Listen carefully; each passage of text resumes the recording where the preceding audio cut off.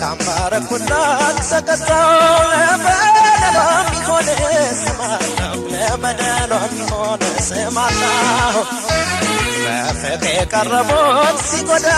ምን ይሉታል ወዳጄ ሲከዳ ምን ይባላል ወዳጄ